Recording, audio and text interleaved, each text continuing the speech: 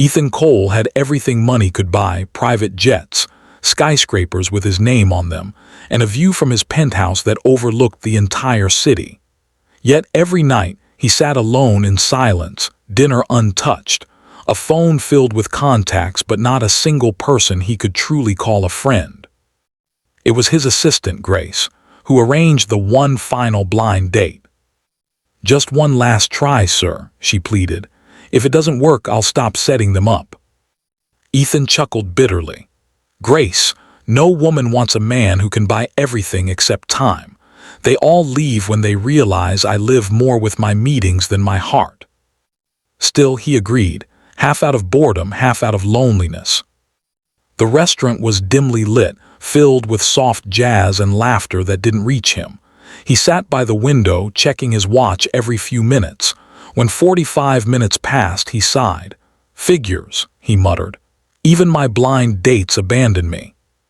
He signaled for the bill. And that's when she walked in.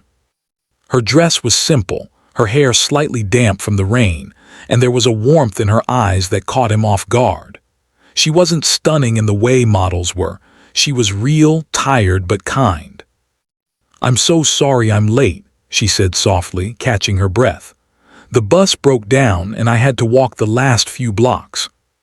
Ethan blinked. Bus. He hadn't heard that word in years. She laughed nervously. "Yes, some of us still take it." They sat, and for the first time in years, Ethan forgot to check his phone.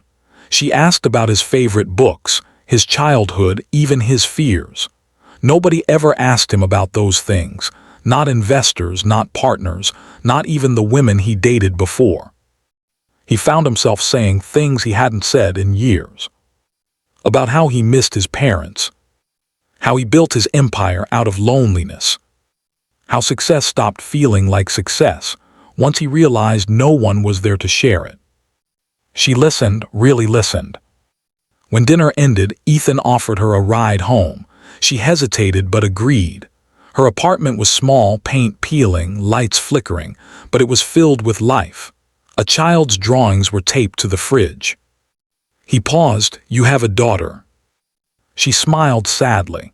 "Yeah, Lily, she's asleep. I usually don't go on dates, but Grace, your assistant, said you needed a friend, so I said yes."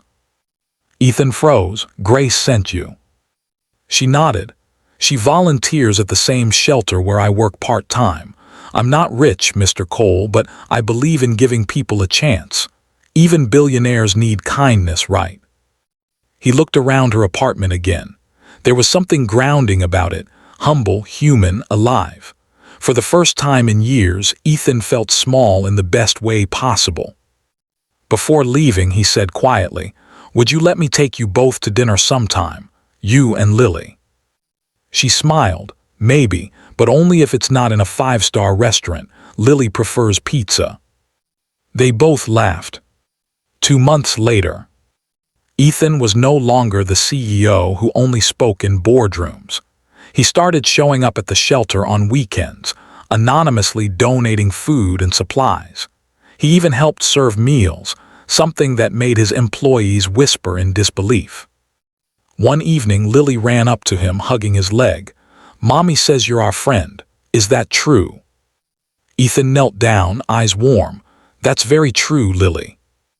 And as he watched the little girl giggle, her mother smiling in the background, he realized that his final blind date wasn't fate.